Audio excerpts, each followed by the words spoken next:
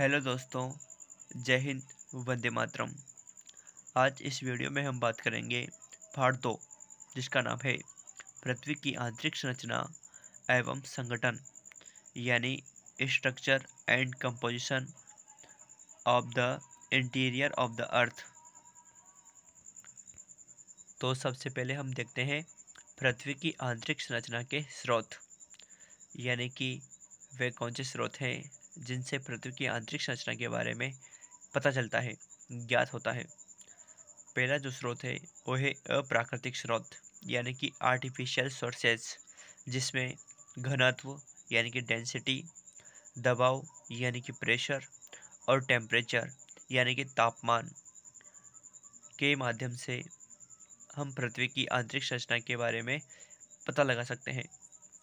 दूसरा जो स्रोत है वह है पृथ्वी की उत्पत्ति से संबंधित सिद्धांतों के साक्ष्यों के आधार पर हम पृथ्वी की आंतरिक संरचना के बारे में जानकारी जुटा सकते हैं, यानी कि evidences from the theories of the origin of the earth.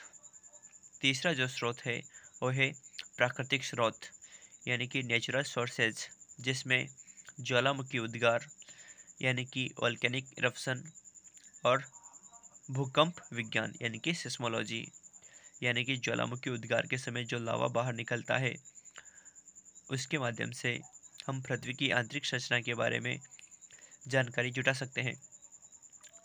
और दूसरा जो है वह है भूकंप विज्ञान। भूकंप विज्ञान में जो भूकंपीय तरंगे हैं वो पृथ्वी के किन किन मंडलों से होकर गुजरती है, किन किन मंडलों से होकर नहीं गुजर पाती, उसके माध्यम से हम पृथ्वी की आंतरिक संरचना के बारे में जानकारी जुटा सकते हैं।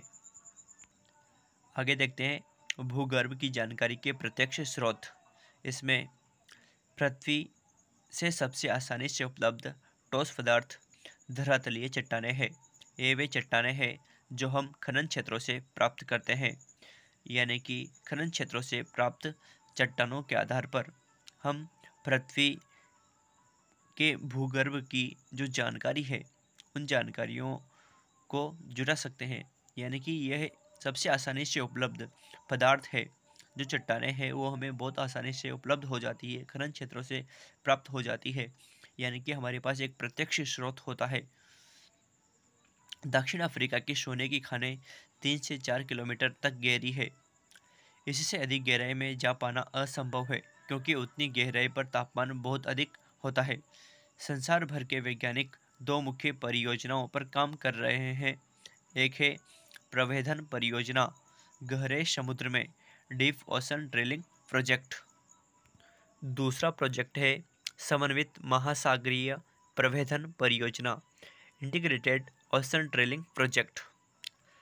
आज तक का सबसे गहरा प्रवेधन आर्कटिक महासागर में कोला क्षेत्र में 12 किलोमीटर की गहराई तक किया गया है, यानी कि सबसे गहरी जो सुरंग है, सुरंग मान सकते हैं हम इसको एक, या फिर ड्रिलिंग मान सकते हैं, जो कि आर्कटिक महासागर में की गई है।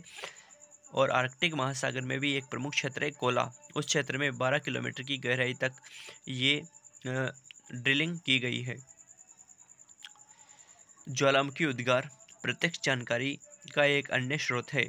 जब कभी भी ज्वालामुखी उद्गार से लावा पृथ्वी के धरातल पर आता है तो खुद तो वह स्वयं जो उपलब्ध स्रोत है, उपलब्ध लावा है, वह प्रयोगशाला अन्वेषण के लिए उपलब्ध होता है, यानी कि वह हमारे पास प्रत्यक्ष रूप से अवेलेबल होता है, उपलब्ध होता है। तो ये सारे के सारे स्रोत पृथ्वी की आंतरिक संरचना के प्रत्यक्ष उपलब्ध स्रोत थे। अब देखते हैं भूगर्भ की जानकारी के अप्रत्यक्ष स्रोत, अर्थात जो हमें प्रत्यक्ष रूप से उपलब्ध नहीं होते, उन स्रोतों को हम अप्रत्यक्ष स्रोत कहते हैं। जैसे पदार्थ के गुणधर्म के विश्लेषण से पृथ्वी के आंतरिक भाग की अप्रत्यक्ष जानकारी प्राप्त होती है, यानी कि पदार्थ की जो क्वालिटी है उसके क्या क्या गुणधर्म है, उसकी क्या क्या विशेषता हैं, इन सभी के विश्लेषण से हम पृथ्वी के आंतरिक भाग की अप्रत्यक्ष जानकारी प्राप्त कर सकते हैं। खनन क्रिया से हमें पता चलता है कि पृथ्वी के धरातल में गहराई बढ़ने के साथ साथ तापमान एवं दबाव में वृद्धि होती है। गहराई बढ़ने के साथ साथ पदार्थ का घनत्व भी बढ़ता है। तो यह भी एक अप्रत्यक्ष स्रोत है, क्योंकि घनत्व को हम प्रत्यक्ष रूप से नहीं देख सकते, है ना। पृथ्वी की आंतरिक संरचना का दूसरा अप्रत्यक्ष स्रोत उल्काएं है, जो कभी कभी धरती तक पहुंचती है। उल्काओं के विश्लेषण के लिए उपलब्ध पदार्थ पृथ्वी के आंतरिक भाग से प्राप्त नहीं होते, परंतु उल्काओं से प्राप्त पदार्थ और उनकी संरचना पृथ्वी से मिलती जुलती है। उल्काएं वैसे ही पदार्थ से बने ठोस पिंड है जिनसे हमारा ग्रह यानी कि पृथ्वी बना है। अतः जो उल्का पिंड हमें प्राप्त होते हैं, ठीक है, तो उनके आधार पर हम पृथ्वी की आंतरिक संरचना के अप्रत्यक्ष जो जानकारियां हैं उनको जुटा सकते हैं। अन्य अप्रत्यक्ष स्रोतों में गुरुत्वाकर्षण, चुंबकीय क्षेत्र व भूकंप संबंधी क्रियाएं शामिल है। गुरुत्वाकर्षण बल ध्रुवों पर अधिक एवं भूमध्य रेखा पर कम होता है। पृथ्वी के केंद्र से दूरी के कारण गुरुत्वाकर्षण बल ध्रुवों पर अधिक और भूमध्य रेखा पर कम होता है। गुरुत्व का मान पदार्थ के अनुसार भी बदलता है। अलग अलग स्थानों पर गुरुत्वाकर्षण की भिन्नता अनेक अन्य कारकों से भी प्रभावित होती है। इस भिन्नता को गुरुत्व विसंगति कहते हैं। गुरुत्व विसंगति हमें भूपर्पट्टी में पदार्थ के द्रव्यमान के वितरण की जानकारी देती है। चुंबकीय सर्वेक्षण भी भूपर्पट्टी में चुंबकीय पदार्थ के वितरण की जानकारी देते हैं। भूकंपीय गतिविधियां भी पृथ्वी की आंतरिक जानकारी का एक महत्वपूर्ण स्रोत है। तो ये तमाम प्रत्यक्ष व अप्रत्यक्ष स्रोत हैं जो कि हमें पृथ्वी की आंतरिक संरचना की जानकारी प्रदान करती है।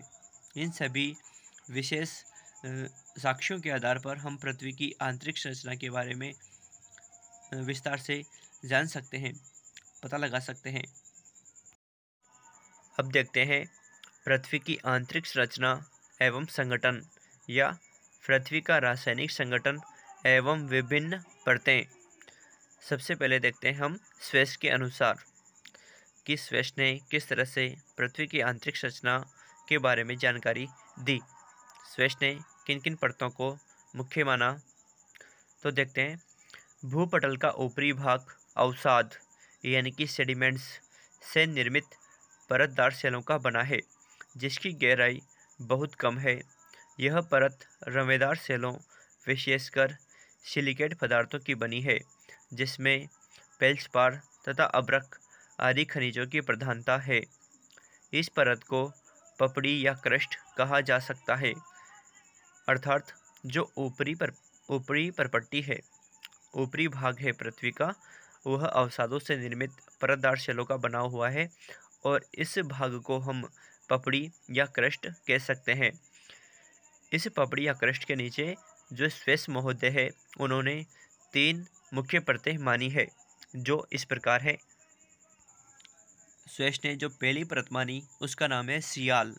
तो देखते हैं सियाल अंग्रेजी के SI और AL दोनों शब्द इसमें आएंगे।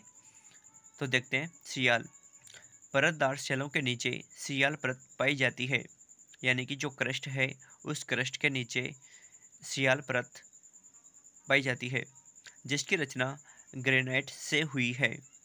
इस परत की रचना सिलिका, सियाल का जो SI है वो SI सिलिका का प्रतीक है, सिलिका तथा एल्यूमिनियम, और जो सियाल का AL है वो एल्यूमिनियम का प्रतीक है।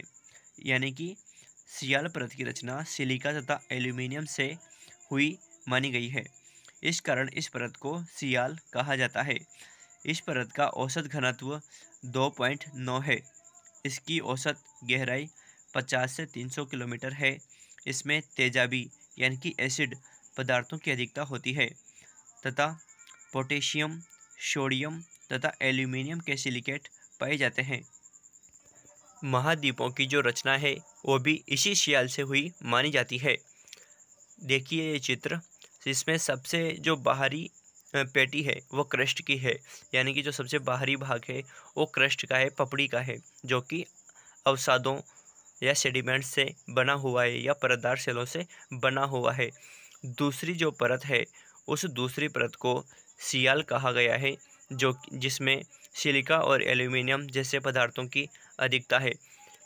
तीसरी जो परत है वो सीमा है। सीमा का मतलब सिलिका और मैग्नीशियम, जो कि तीसरी मुख्य परत है। सियाल के पश्चात इसका स्थान आता है, यानी कि सियाल के बाद में पृथ्वी के अंदर इस परत का स्थान है।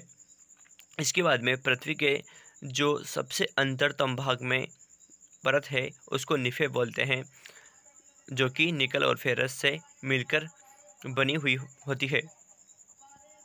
तो ये चित्र आप अपनी कॉपी में पेस्ट कर लें। आगे देखते हैं सीमा परत। सीमा में Si सिलिका का प्रतीक है और Ma मैग्नीशियम का प्रतीक है। देखते हैं, सियाल के नीचे दूसरी परत सीमा की है। इसकी रचना बेसाल्ट आग्नेय शैलों से हुई है। ज्वालामुखी उद्गार के समय गर्म एवं तरल लावा यहीं से बाहर आता है। यानी कि हम देखते हैं कि ज्वालामुखी उद्गार जब होता है तो उस उद्गार के समय अंदर से गर्म तथा तरल पदार्थ बाहर निकलता है। वो गर्म और तरल पदार्थ चट्टानें ही होती है, जो कि सीमा में तरल अवस्था में पाई जाती है। तो ज्वालामुखी उद्गार के समय जो गर्म एवं तरल लावा बाहर निकलता है, उसका जो मुख्य भाग है वो सीमा में है। यानी कि सीमा से ही यह पदार्थ बाहर निकलता है। यानी कि इसका ज्वालामुखी उद्गार के समय जो लावा है उसका स्रोत यही सीमा है। इस परत में सिलिका तथा मैग्नीशियम की प्रधानता होती है। इसी कारण इसे सीमा परत कहते हैं। इसका औसत घनत्व 2.9 से 4.7 है तथा गहराई 1000 से 2000 किलोमीटर तक है। इस परत में क्षारीय पदार्थों की अधिकता होती है। इसमें मैग्नीशियम, कैल्शियम एवं लोहे के सिलिकेट अधिक पाए जाते हैं। यह हो गई अपनी सीमा परत।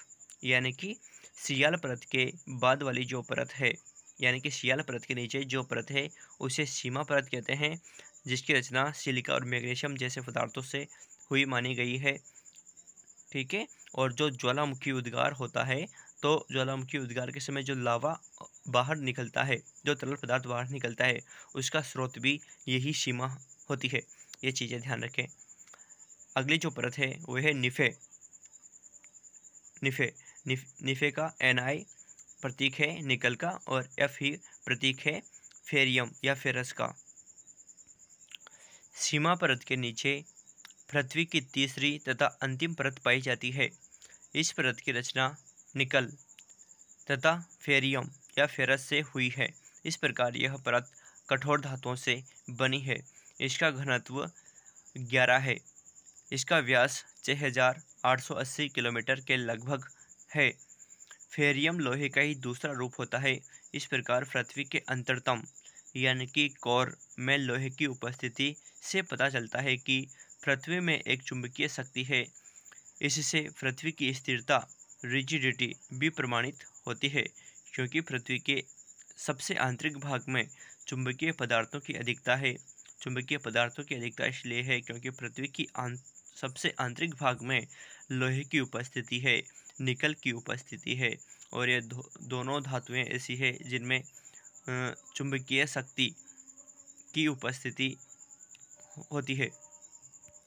तो ये तो हो गई हमारी स्वेश के अनुसार पृथ्वी की आंतरिक संरचना। ध्यान रखिएगा, स्वेश ने केवल पृथ्वी की तीन परतें बताई है, सियाल, सीमा और निफे। यानी कि जो भूपर पट्टी है उसको उन्होंने अलग से नहीं रिप्रेजेंट किया, नहीं बताया। भूपर पट्टी के नीचे उनकी तीनों परतें स्टार्ट होती है।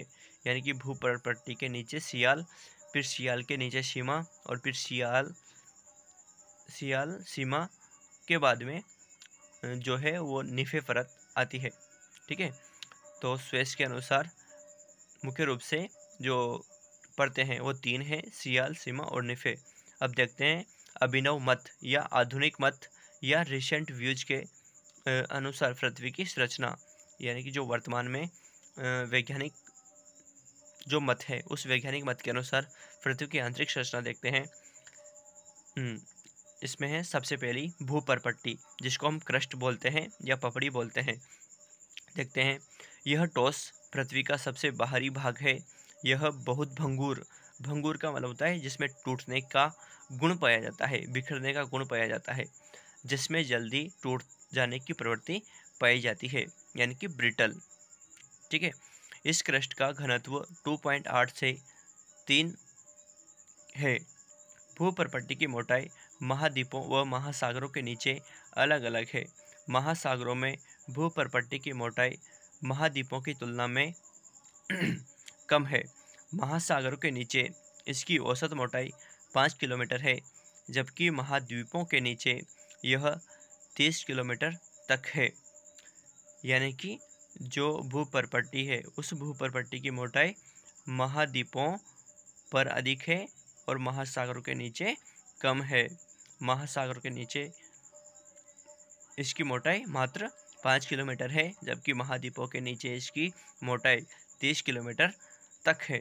हिमालय पर्वत श्रेणियों के नीचे भूपर्पट्टी की मोटाई लगभग 70 किलोमीटर तक है, क्योंकि हिमालय पर्वत श्रेणी की ऊंचाई बहुत ज़्यादा है, इसलिए वहाँ पर भूपर्पट्टी की मोटाई भी काफ़ी ज़्यादा है। तो ये हो गई हमारी पहली परत, जिसको हम क्रस्ट या भूपर्पट्टी या पपड़ी कहते हैं। दूसरी जो परत है वो है मेंटल। भूगर्भ में भूपर्पट्टी के नीचे का भाग मेंटल कहलाता है। अब इस मेंटल में भी कुछ विशेष तथ्य हैं जो इस प्रकार हैं। निचली क्रस्ट तथा ऊपरी मेंटल के बीच एक असंबद्धता यानी कि डिसकंटिन्यूटी का सृजन होता है, जिसकी खोज सर्वप्रथम ए मोहरोविकिक द्वारा 1909 में की गई। अतः इसे मोहरोविकिक असंबद्धता या मोह असंबद्धता या मोह असांतत्य या मोह डिसकंटिन्यूटी कहते हैं। यानी कि यहाँ पर जो क्रस्ट है उसको दो भागों में बांटा गया है, ऊपरी क्रस्ट और निचली क्रस्ट। और जो मेंटल है उस मेंटल को भी दो भागों में बांटा गया है, ऊपरी मेंटल और निचली मेंटल। तो जो निचली क्रस्ट है और ऊपरी मेंटल है, उन दोनों के बीच में एक डिसकंटिन्यूटी या एक गैप पाया जाता है, जिसको मोह असंबद्धता या मोह डिसकंटिन्यूटी क्या कहा जाता है। ठीक है। तो ध्यान रखना, जो मोह असंबद्धता है या मोह डिसकंटिन्यूटी है वो निचली क्रस्ट तथा ऊपरी मेंटल के बीच में पाई जाती है। आगे चलते हैं। मेंटल मोह असांतत्य से प्रारंभ होकर 2900 किलोमीटर की गहराई तक पाया जाता है। यानी कि जो मेंटल की गहराई है वो मोह असांतत्य से प्रारंभ होकर 2900 किलोमीटर की गहराई तक पाई जाती है। मेंटल का ऊपरी भाग दुर्बलता मंडल यानी कि एस्थेनोस्फीयर कहलाता है।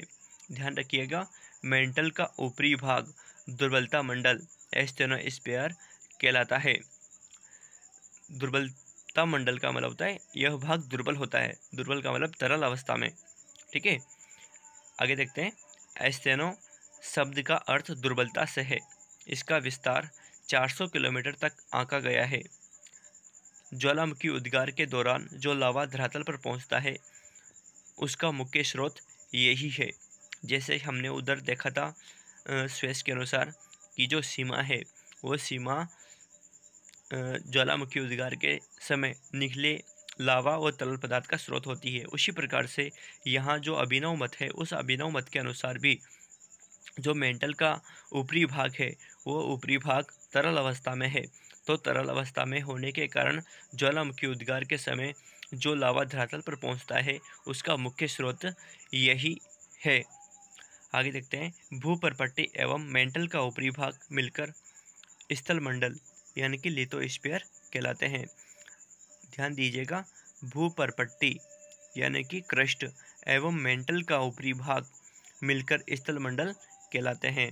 ध्यान रखना, भूपर्पट्टी एवं मेंटल का ऊपरी भाग मिलकर स्थलमंडल यानी कि लिथोस्फीयर कहलाते हैं।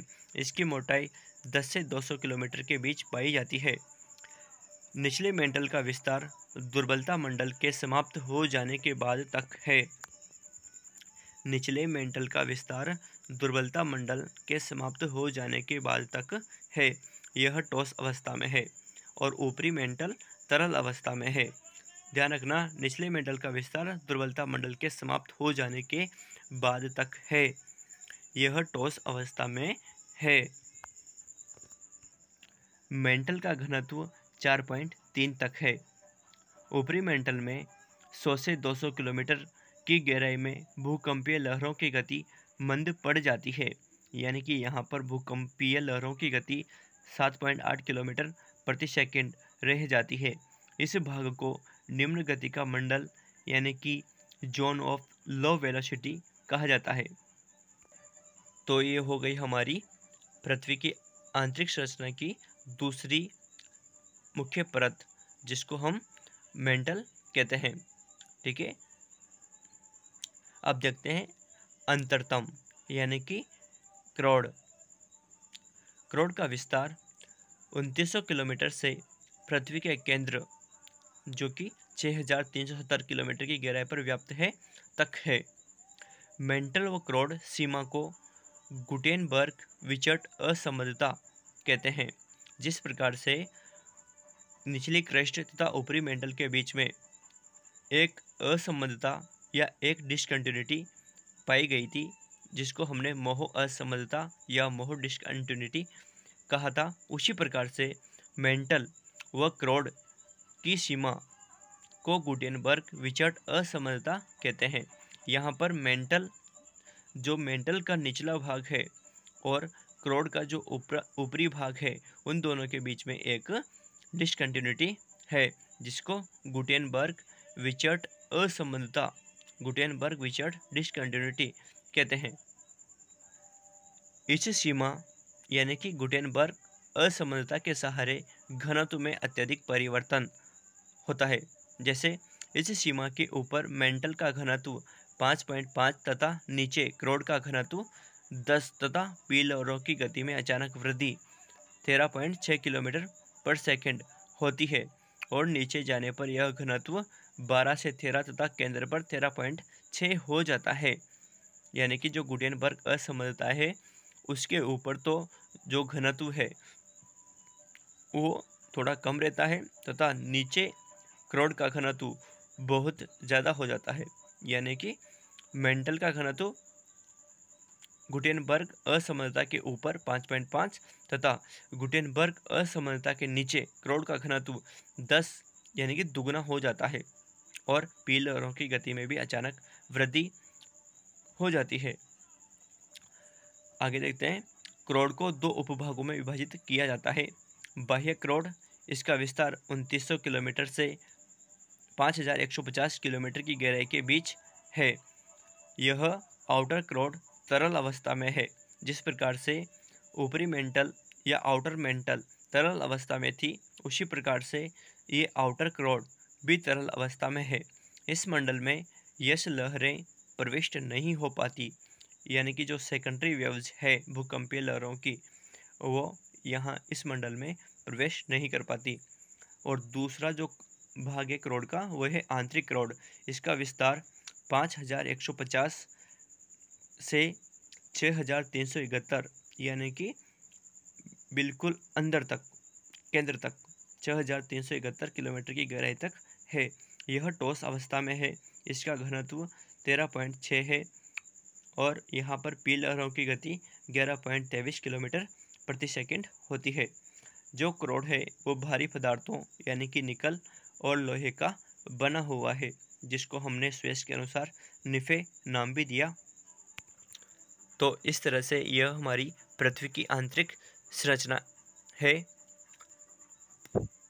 जिस प्रकार से ऊपरी मेंटल तरल अवस्था में था, उसी प्रकार से जो बाह्य क्रोड है वो भी तरल अवस्था में है। जिस प्रकार से निचली मेंटल ठोस अवस्था में थी, उसी प्रकार से जो आंतरिक क्रोड है वो भी ठोस अवस्था में है। लेकिन सभी के जो केमिकल स्ट्रक्चर हैं वो अलग हैं। जैसे कि जो क्रस्ट है वो क्रस्ट परतदार शिलों से या हल्के पदार्थों से बनी है। उसी प्रकार से जो मेंटल है वो मेंटल थोड़े अधिक घनत्व वाले पदार्थों से बनी है।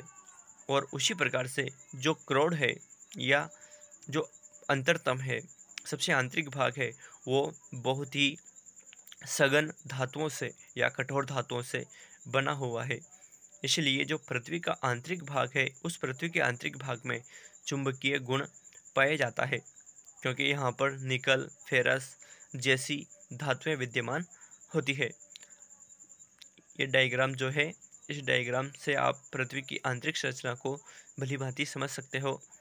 ठीक है, यहाँ पर आपकी पृथ्वी की आंतरिक संरचना पूरी होती है स्वेस के अनुसार भी और अभिनव या नूतन मत के अनुसार भी, जिसको वर्तमान में काफ़ी ज़्यादा मान्यता प्राप्त है।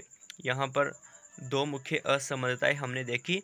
एक तो निचली क्रस्ट और ऊपरी मेंटल के बीच में जो डिसकंटिन्यूटी थी, उसको हमने क्या कहा, मोहरोविक असमंजसता। ठीक है, मोहरोविकिक असमंजसता या मोहो असांतत्य या मोहो असमंजसता या मोहो डिसकंटिन्यूटी। ठीक है, उसी प्रकार से ऊपरी क्रोड और निचली मेंटल के बीच में हमने एक डिसकंटिन्यूटी देखी, जिसको हमने विचर्ट गुटेनबर्ग असमंजसता यानी कि गुटेनबर्ग डिसकंटिन्यूटी कहा। तो ये दो मुख्य फैक्ट्स भी यहाँ पर आप ध्यान रखिएगा। ठीक है, जय हिंद, वंदे मातरम।